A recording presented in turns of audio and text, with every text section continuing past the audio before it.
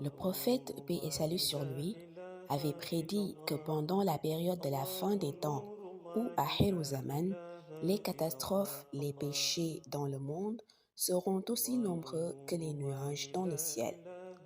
Il sera donc très difficile d'échapper à tous ces fléaux. Mais Allah subhanahu wa ta'ala, dans sa miséricorde absolue, dans sa capacité à réaliser l'impossible, dans son amour infini pour la Ummah du prophète, paix et salut sur lui, dans sa volonté de sauver les êtres, enverra sur terre un wali nommé Imam al-Mahdi, détenant la dernière mission de la fin des temps. La venue de ce saint ne se limitera pas simplement à une présence sur terre, avec derrière lui une foule de gens pour l'acclamer.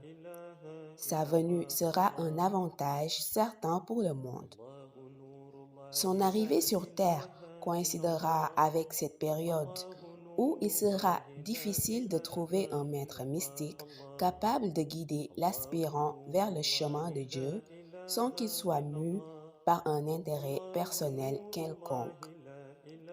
C'est pour cette raison qu'Allah subhanahu wa ta'ala choisira un homme parmi les hommes de Dieu pour l'envoyer. Il le guidera personnellement dans sa mission sur terre.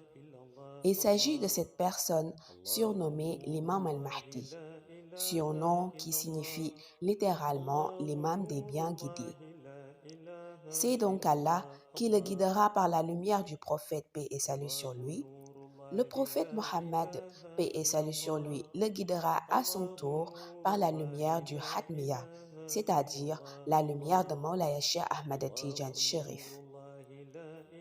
C'est pour cette raison que Mawlaya Cheikh Tijan l'imprégnera de la lumière de la Salatul Fatiha, de la Tariqatul Haqi.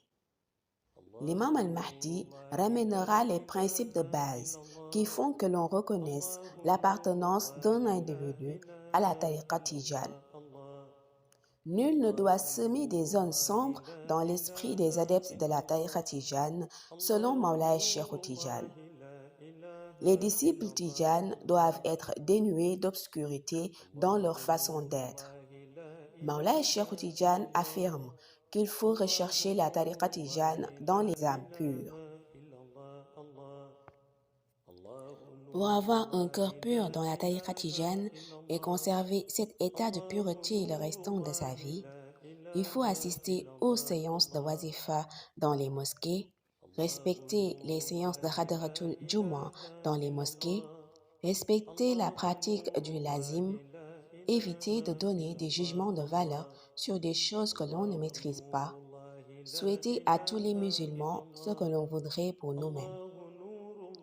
La lumière de la tariqa se manifestera alors au disciple qui aura respecté tous ses préceptes. Si le disciple laisse ne serait-ce qu'une seule de ces règles, il sera exposé à une exclusion certaine du cercle de la tariqa Tijan.